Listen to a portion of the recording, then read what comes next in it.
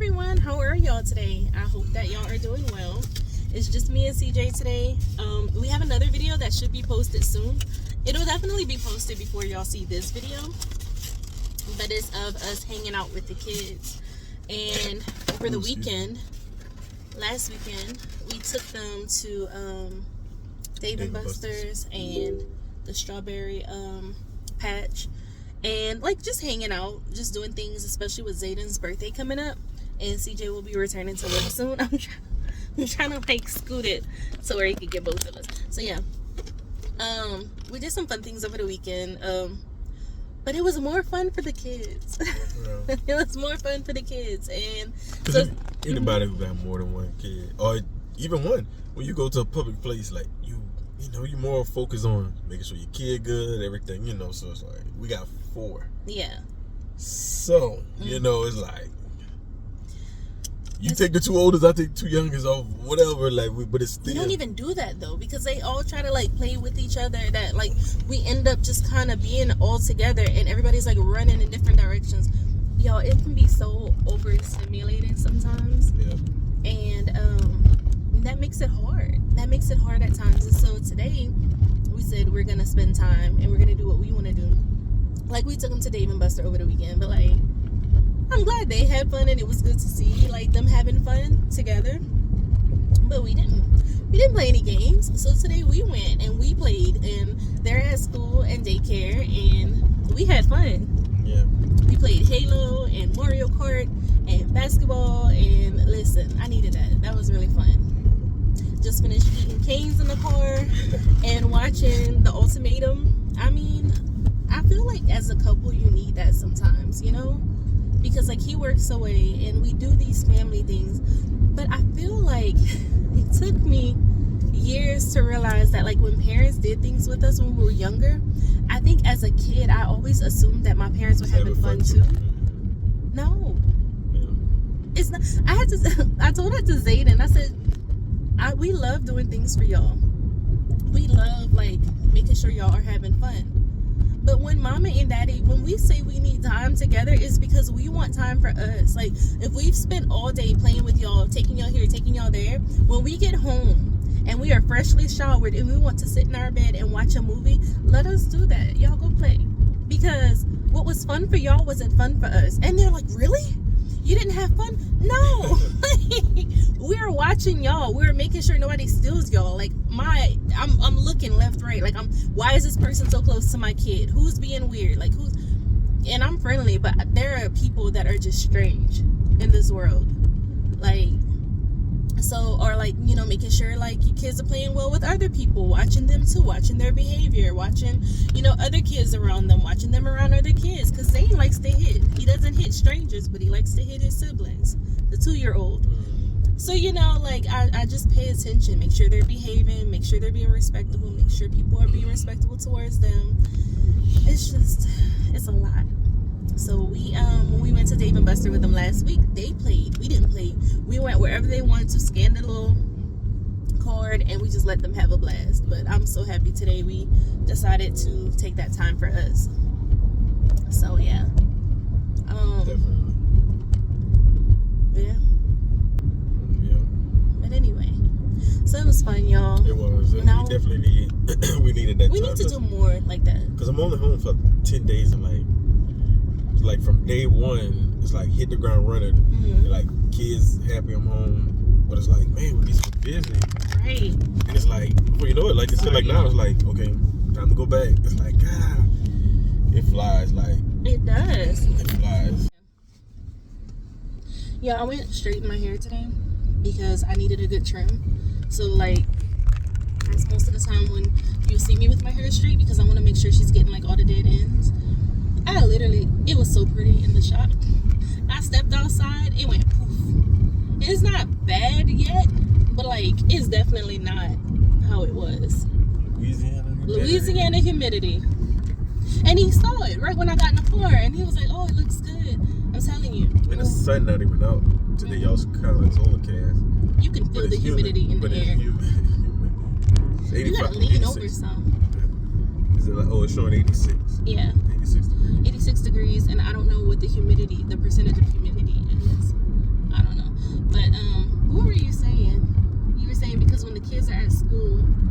although the days fly because, you know, they go to school Monday through Friday. So it's like those 5 days or whatever days they're in school, like, it flies because, I mean, we try to do stuff, but it's like, drop them, get home around maybe 9, 10 if we got something else to do. We got to leave for, what, 3? By 3? Yeah. It's kind of like this. If we're going to head to go get Zane first, which is best so that we can avoid the traffic, then we need to leave for like about 3 o'clock. The latest we can leave is 3:30, but then we have to get Zane last, which means we're gonna get home later, and it's like literally like fighting 5 o'clock traffic, get them home. Like by the time they eat, shower, and they're done with homework, it's already 7 o'clock.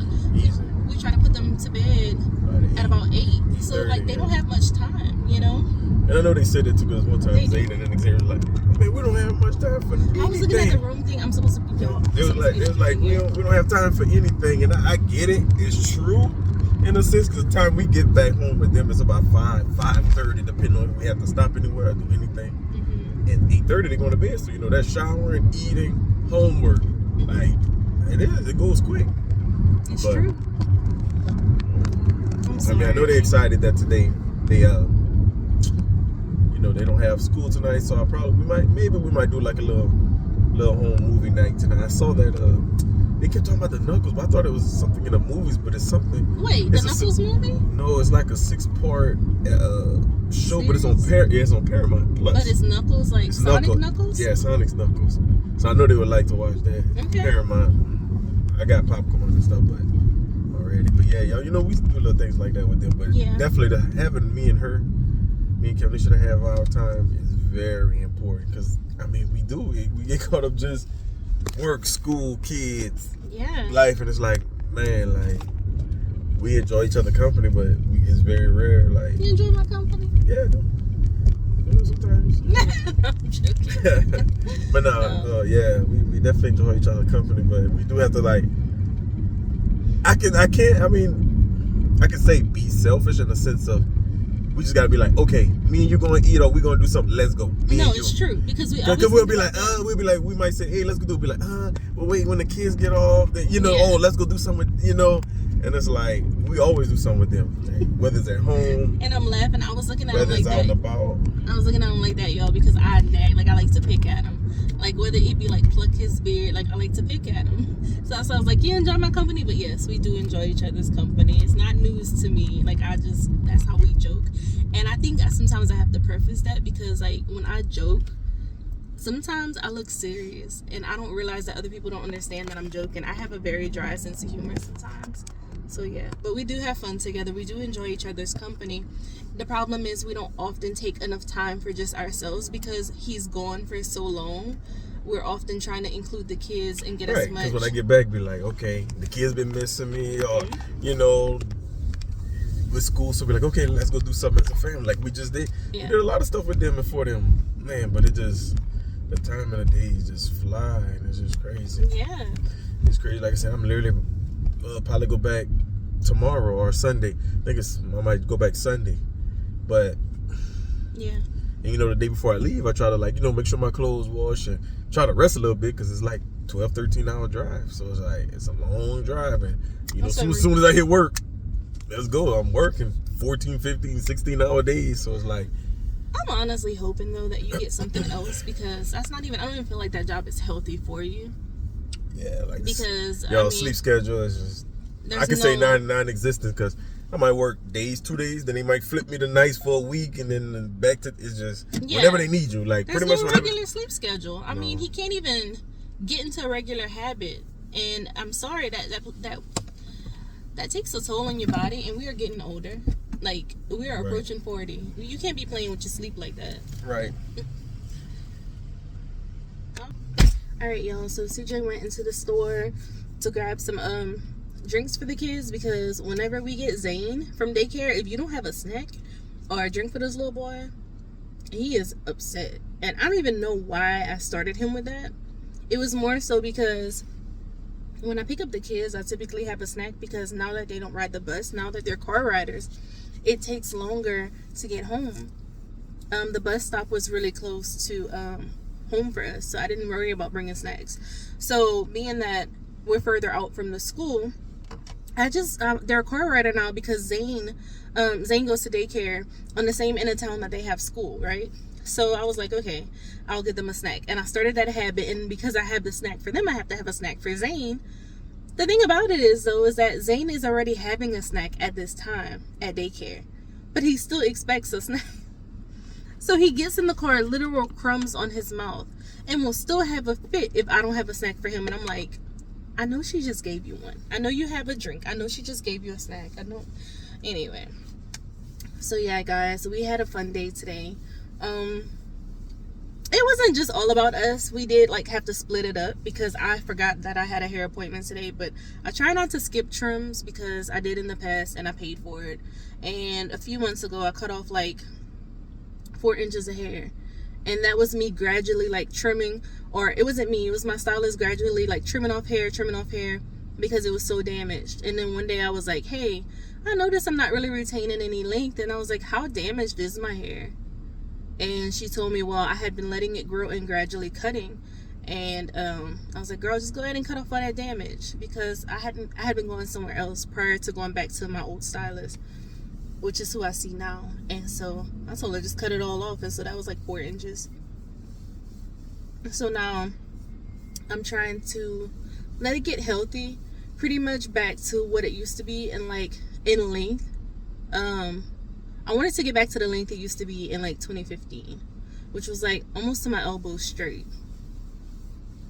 I think that was a good length for me. That was a length that I enjoyed. So, but definitely I don't want it there like broken or like unhealthy. Like if I have damage, cut it off, just, you know. So anyway, I hope I'm not rambling because I don't think I have too much time on my phone. Y'all, I might wait for CJ to get back to have this discussion with y'all, but like, when I tell you God is definitely working with me, you know how you pray for something and you may not get the answers right away, so sometimes it's a little bit frustrating, but one of my prayers was, God, show me my heart, and if there's something that I need to work on, then I need you to fix it. But I need to see, like, I want to know where I'm lacking in my journey, like, to get closer to God. So I was a few weeks ago, I was listening to, I don't remember if I told y'all in the last video or not, but I was listening to this audio teaching by Pastor Rick Warren. I feel like I talked about this, and it was about the story of Jonah. And it's on the U Bible app. Love that app. Pastor Rick Warren. And he was talking about the story of Jonah and how God told Jonah to go to Nineveh. And Jonah didn't want to go to Nineveh because he didn't like those people. He didn't feel like those people were worth his time. He did not like these people in Nineveh. And they were doing like horrible things. And God told him to go tell these people that he was going to destroy Nineveh unless they repented or turned away. Or he said that he would destroy Nineveh. I don't know if he said unless they repented or what, but he sent Jonah to go and like warn them. Jonah didn't want to warn them because he knew that God is a merciful God and figured he's probably going to forgive these people if I go and I warn them, so I don't want to go. So instead of heading to Nineveh, which was a closer route for him, I think it was like 2,500 miles, right? According to like this teaching. He went the opposite direction. Let's say that opposite direction was like 5,000 miles, right? So instead of going to 2,500 miles in the direction that God told you to go, he went the opposite direction and went like 500,000 miles. I mean, not 500,000, 5,000 miles, because he's like, I'm not going. And so he took a boat. He's heading in that direction, like as far away from where God told him to go as possible. And then there's this horrible storm on the sea. I can't even talk. So then there's this horrible storm, and the people on the boat are like, what's going on? We've never encountered a storm like this before. Like, what's going on? So Jonah has to admit, hey y'all, it's my fault. I've been running from God, and I'm the reason for the storm. He's like, if you toss me overboard, this storm is gonna stop. These people didn't want to do it. They tried everything, but it just got worse. So reluctantly, they toss Jonah overboard, and Jonah gets swallowed by the big fish, right? So he gets swallowed by this big fish. That's what they say in the Bible, big fish. So he gets swallowed by this big fish, and while he's in the fish, he's praying for like, I think 3 days before the fish like vomits him up on shore. And then Jonah's like, okay, I promised God I would go if he saved me. And so he takes off to Nineveh. He goes to Nineveh. He gives them the message that God gives them. Reluctantly, he gives them the message that God gave him to give these people. And they are like, oh my God. So they turn from their wicked ways. They repent and they're spared. But Jonah is upset. He didn't want these people to be spared. He's like, that's why I didn't want to go in the first place, God, because I knew that you were going to give them another chance, and I didn't feel like they deserved another chance because these people aren't good people anyway, and you sent me over there to preach to them, and that's why I was running in the first place, because I didn't want to go preach to these people. And now you spared them, and I'm upset. So then Jonah goes and he climbs to like this spot where he can like have a good view of the city because he still hoped that God would destroy Nineveh, and he didn't. So then Jonah gets all mad and he was like, it would be best if I just died. It would just... And the story is so funny, right?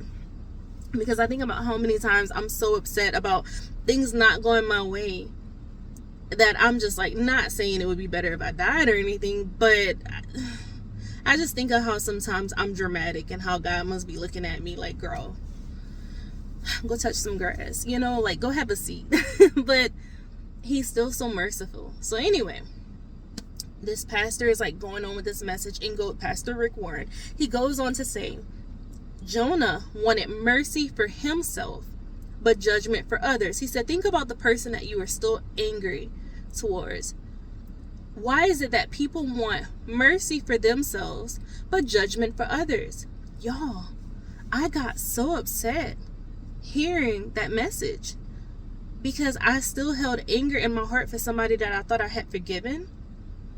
And that person is a parent. And I haven't been in touch with that parent in years because they've done a lot of hurtful things. And I've talked about it in previous videos, but a lot of very, very hurtful things. And if I tell y'all again, y'all, I'm not talking about this parent just hurt my feelings. Like, I'm talking about things that like you probably wouldn't even do to like a stranger. Things you probably wouldn't even do to like an enemy. And it's like, when I tell people what happened, they're like, your parent did that? Like, yeah, like things I would never imagine doing to my own child. Nothing physical. It was all emotional, but not just emotional, but like let's say give things, important things, big things, and take it away. Like things that I would never even ask for, but were offered to me, and then it would be snatched right back. Like, I'm gonna pay for your wedding. Snatch that back. Here's a house. Snatch that back. Like, I'm not even joking when I tell y'all, like, I've been hurt so much. So anyway, I'm listening to this message, and I got so angry because this pastor said, who are you to expect God to give you mercy and give them judgment?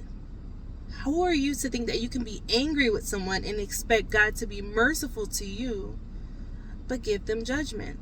And I was like, no, God, I'm not walking around expecting you to give me mercy and to give others judgment. I try my best every single day to be the best person that I can possibly be. I try my best every single day to treat people the way I want to be treated. And the fact that there are people who walk around with no regard for how they treat people, and they seem to be living their absolute best life, yeah, that frustrates me. And no, God, I don't walk around expecting you to just forgive me for every sin, but not forgive other people. But I try to be the best person that I can possibly be. And this individual, I've seen them hurt me and others over and over and over again. Yet they seem to be living their best life. And there are so many times that I've struggled. And I'm like, so it's not that I'm looking for judgment for them and mercy for me. I'm looking for justice. And is that so wrong? I was so angry, y'all. And then I said, you know what? Clearly, I'm still holding on to some anger. God, please fix my heart if it's not where you want it to be. If I'm still holding anger for this person, help me to forgive in my heart. Do I want a relationship with this person? No. But help me to forgive and truly forgive in my heart. Y'all, this was 3 weeks ago.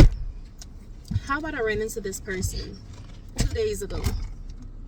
And when I ran into them, they were asking for a relationship again, which is something that I absolutely cannot give at this moment. But I did give them my forgiveness. And they shared their story with me, and I listened. And I really thought that by the time I don't know, you say karma, judgment. I thought that by the time this person would get what they put out there, that I would be so happy to see their karma. But honestly, I felt nothing. Like, I wasn't rejoicing over like what's happening to this person now. I'm not sad about it, but I'm not happy about it. I felt almost like indifferent. And then it's like, I was like, okay, thank you, God. Because not thank you that something bad is happening, but thank you for showing me that I'm obviously in a better place than I was even a few weeks ago. I feel like I have forgiven. And I told God, I'm at a place where even though I personally don't want a relationship, if you guide me to allow this person in my children's lives, or to allow this person in my life, even though I personally don't want to, I will be obedient and do whatever you tell me to do. Because I know that if God tells me to allow this person back in my life, that he has fixed that person's heart to where they'll never do those things again. Do I want that for me or my kids or my husband? Not really, but I forgive the person. I just don't, that trust is gone. But if God guides me in that direction, then I'll listen. So yeah, y'all, that was something that happened this week, and I thought I would share it because like that was really significant in my life. Y'all, my camera shut off, but that was really significant, and that was a huge obstacle for me. I'm looking at the wrong direction. That was a huge obstacle for me to forgive this individual because so much happened. So much. I mean, even for CJ to forgive this individual because so much happened. And so as we were talking, CJ's back in the car.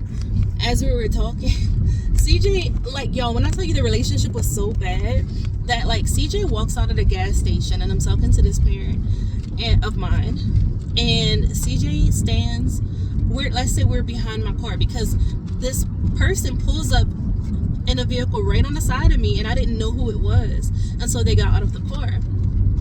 So CJ is at the door like, do you want a candy? And I'm like, no, come on, like let's go, I want some food, like let's go. And this person gets out the truck and is like, hi, can we talk? And I'm like, the heck. So anyway, we're having this full-blown conversation. It even starts to get loud on their end and I'm like, calm down, like, because why are you even yelling? You like, if I tell y'all from start to finish, nobody has any right to be upset but me and him, and we weren't even upset. Like, you have no reason to be getting loud. And I'm not gonna say that they were getting loud because they were angry. I think it was more like passionate and trying to get their point across. But I'm like, look, we're outside. This is not the Young and the Restless. We're not giving a free soap opera to people.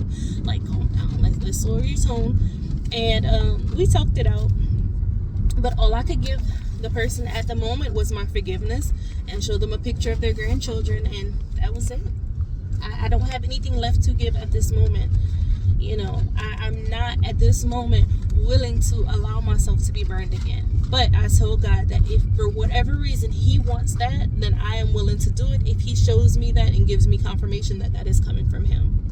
Otherwise, I don't want to. But I'm not going to be like Jonah. I'm not going to be like Jonah. If God tells me to do it, then I will not do it reluctantly. I will go and I will do it, and I'll do it with a good heart, because if that's what he's gotten me to do, I want to be obedient.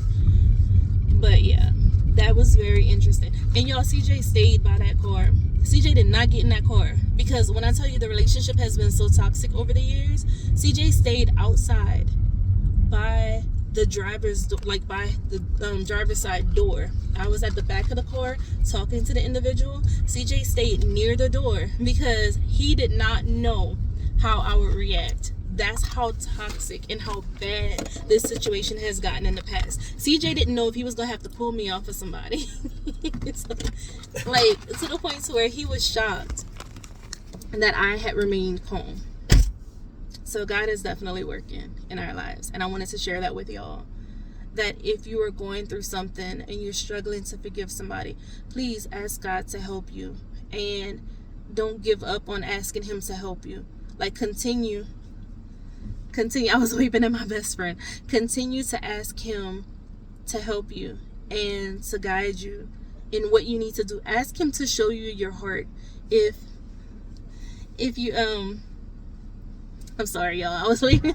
My best friend, my best friend's little girl goes to the same daycare as Zane. And so I was waving at her and her daughter. But yeah, ask him to show you your heart. If you feel like you have forgiven people. Hey, Zane. How are you? If you Huh? You have fun today? You have fun? If you feel like you've forgiven in your heart, but you're not sure, ask him to show you your heart. Because I feel like he showed me while I was listening to that message that I was not completely over it. And I wasn't. And I needed to ask him again. I was much better, but I still wasn't there. And I needed to ask him again. God, please take whatever anger I have left in my heart, bitterness, whatever. And he did. And he showed me in that interaction. So yeah, I wanted to share that because that was like a really powerful thing that happened this week. Yeah. Hey, y'all. I mean, I know she's saying it, but that was big. I'm gonna say. Let me tell you how big it was. A few months ago, I was hurt, like depressed, hurt, crying, because I kind of gave y'all some. I know I've already told y'all in a previous video, but like this person never asked for it. But like earlier in our marriage, this person gave us a home that we never asked for and was like, you're gonna inherit it, so like you can have it right now, and like never signed it over to our name. Was like, this is your home, treat it however you want, like decorate, do whatever you want. And I was like, are you sure? Like you don't want rent for it? Like I literally asked all those questions. What's the matter? What, Zane? So I asked all those questions and they were like, no, it's your home. And so I treated it as such. For 2 years, we treated it as our home because we were told that once they finished paying it off, they were going to give it to us. And I had no reason not to believe that because this same parent put down a huge down payment for my older brother's home. So I thought he was just doing for me what he did for my brother. He also paid for my brother's wedding. But when it came to my wedding, he backed out of paying for it because his fiance at the time wanted everything that I had, and it just became this big thing. And so I was just like, don't even worry about it. When he started hesitating, I'm like, I'm not playing these games because I didn't even want a big wedding. Me and CJ was just like, we just wanted to be married. And honestly, like, the fiance was like, well, I want this, and literally used my same venue, my photographer, everything, like canceled all hers and then used all my venue, my photographer, different things like that, stole my ideas. And then my dad started saying, well, I can't afford to pay for I can't afford this. And I was like, don't even worry about it, because if you knew the situation, like, I didn't want all these people there, and I compromised on how many people we were going to have at our wedding because my dad wanted more people to be invited, and then said, this is too much. So I was like, you know what, don't even worry about it. We canceled it. We got married at my mom's church with like maybe 15 people total, maybe 15, 20 people total there. Yeah. And didn't have a reception, and went to a little bed and breakfast in San Antonio, Texas, and came back. I continued school, he continued work as usual, and we have been married happily for 12 years. That was our wedding. So yeah, that's how we were done for our wedding. And so I assumed that when we were offered the house, that it was to make up for the wedding, you know, because that we were done dirty. Because not only did he back out of paying for my wedding, he also went on a honeymoon to Fiji. Yeah. This was not wedding number 1. This was not wedding number 2. This was his 3rd marriage, and it was hers too, from what I'm understanding. But she wanted more than what I had, and I wasn't even mad at her. I was upset with her because of how she did it, because I thought we were cooler than that.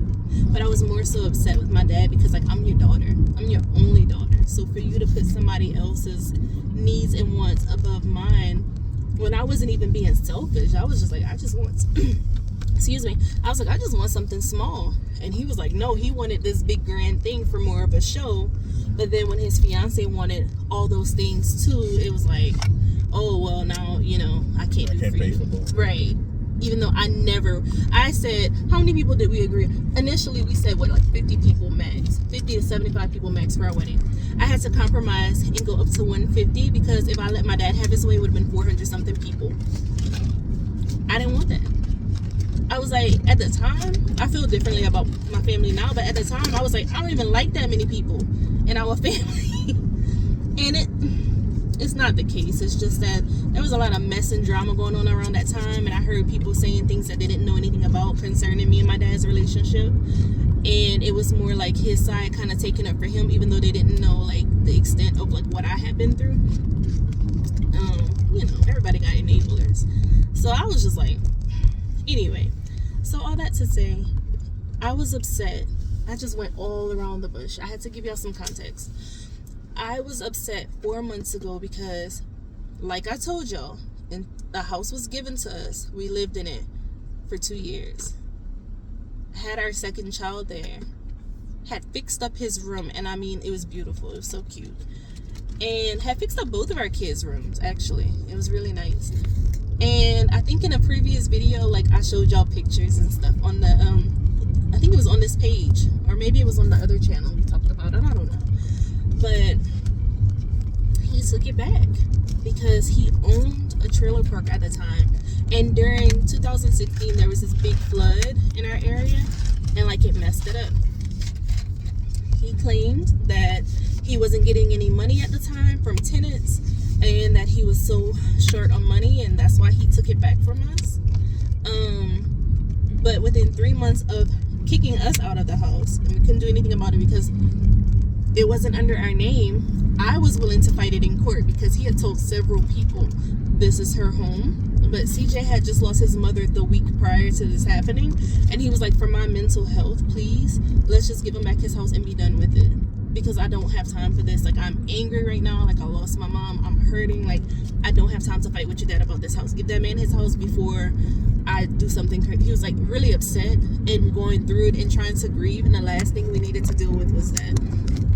So I said, okay, for his peace, I didn't fight it. I just gave him back his house. We moved out. We rented. You know, it was what it was.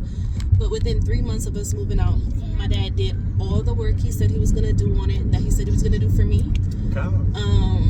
And he sold it within 3 months. Fixed it up, sold it, and then shortly after started building his new home, which was literally up the road from the childhood home I grew up in that my mom still lives in. Why would you build a house up the road from your ex-wife? That you know your ex-wife is gonna see, that you know your children are gonna see. But you took a house from me and sold it, and then you built this house on 4 acres of land.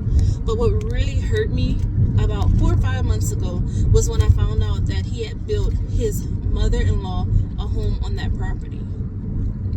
You took the house from me that you sold, that you told me was mine, that I literally never asked for.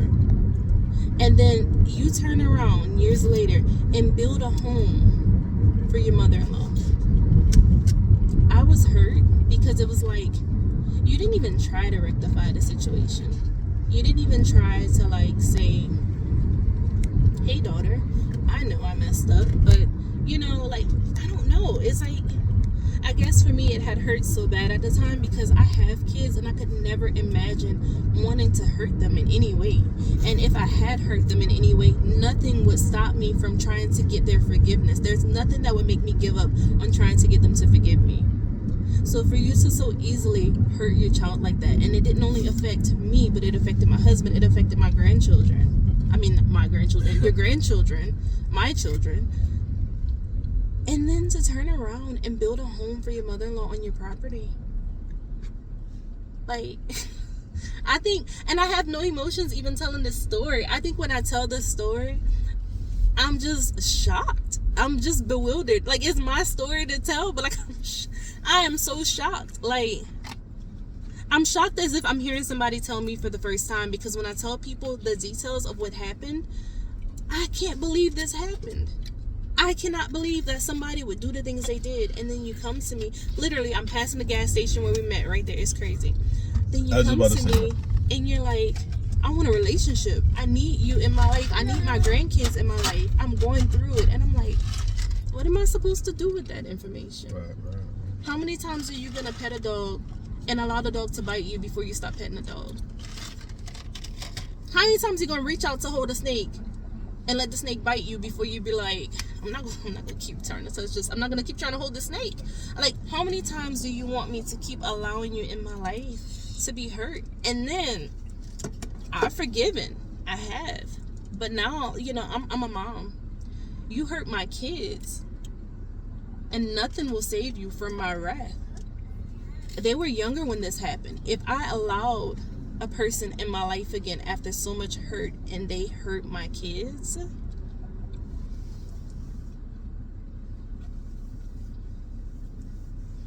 yeah.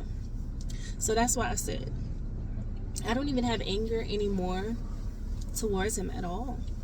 I have no emotion even telling the story other than disbelief when I tell it, because it's almost like I still can't believe it happened. This happened in 2016. But, the original house situation happened in 2016. I found out about 4 to 5 months ago that he built a home for his mother-in-law. Never once. I live in the same city. And I was hurt at that time. And that's when I was really praying to God, because I'm like, God, I'm clearly not over the hurt. And now, like, I'm telling you this story, but you would have sworn I took like 5 ashwagandha. Because when I tell you I'm so unbothered telling you the story, other than like I might laugh occasionally because I'm still in this belief that things happen the way they did. But I don't feel angry. I don't feel sad anymore. And he's going through it right now, and I don't feel happy about it. I used to like long for the day that I would be able to see him get his karma. I wished for the day. I asked God to let me see when I never wished bad on people. But for him, I was like, God, I want to be there to see it. I can't wait I can't wait. And now it's like, said all that to not even like, I'm not even built like that to like be happy. Well, I guess if it was like somebody that murdered a child or something, or somebody in jail, if they were getting the issue from that person's family, maybe I feel differently. But for the most part, I have a hard time being happy. Like I don't rejoice over other people's downfall, even if they deserve it. I don't rejoice over other people's downfall. But I thought that he was the exception. I thought that I would be happy to watch it, and I feel not sad but not happy. But I also don't feel that it's my job to relieve your pain, especially if you're not even still truly taking accountability. Like the whole conversation was like, well, I'm sorry for the way things happened, and I wish I could take it back, but I'm sorry for how things happened. You caused it. Like, what do you mean for how it happened? This wasn't just circumstances. Like, it didn't just, So anyway, I said, I forgive you. For me, I have to forgive you for me. But that's all I can really give you right now at this moment. I can't really give you much more of me. I've given enough. I've sacrificed enough. I've tried enough. So like I said, if God says, hey, it's my will that you move forward and, allow them in your children's life, then that will be different. And I am praying on that. So that's what's going on, y'all. That was pretty intense this week. But we're good. You good? I'm good. I'm surprised that he wasn't upset. Because like I said, that situation took place like with the house. That literally happened the week after CJ's mom died. And my dad literally came to his mom's funeral. And then the next week was like, oh, by the way, I want my house back. So, like, the fact that CJ was, like, calm, I don't know. Like, he couldn't even grieve properly. So, it was crazy. Yeah. But we're good, though. I feel okay. Do you feel okay?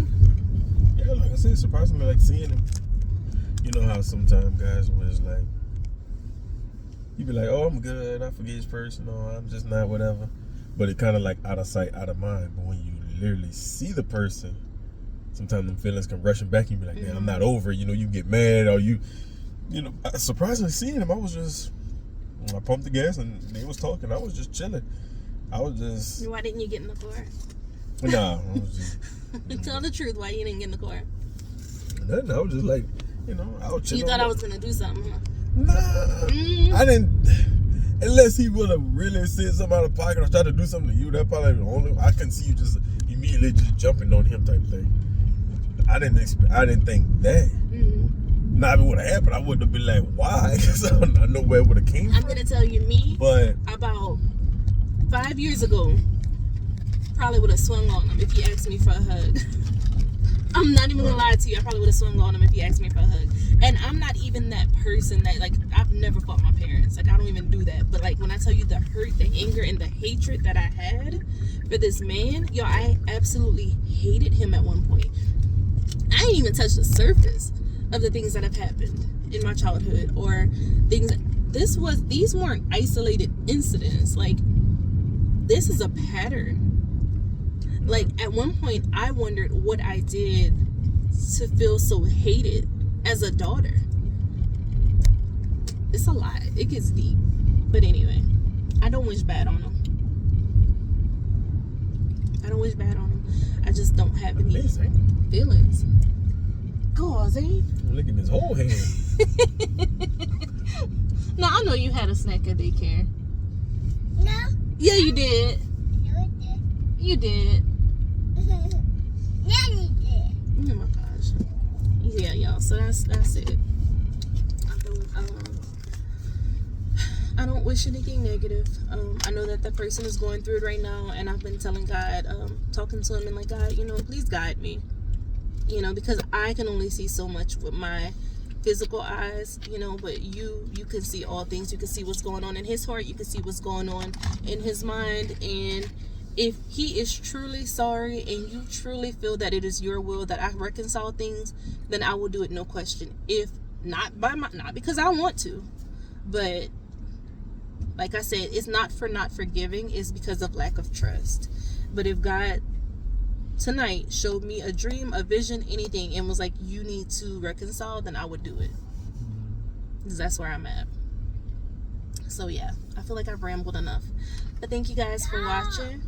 CJ, is there something you want to add? Because I feel like I talked most of the video. No, we definitely have to do another video.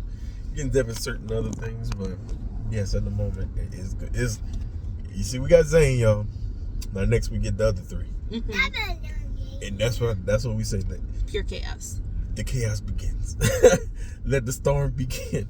And we're literally in Colorado line, so yeah, we'd have to make another because there's no way we'll be able to talk. No. We can't be on the phone. We can't do anything because they just want our undivided attention. And it's daddy, mama. It's just, till we get home. But all right, y'all. It was good catching up, and we will see you again next time. Bye.